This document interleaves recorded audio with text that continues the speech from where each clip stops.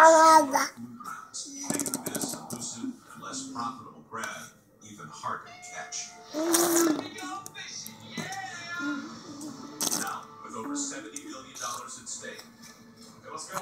Captains and crews are looking to stage a comeback in the 2012 king crab season.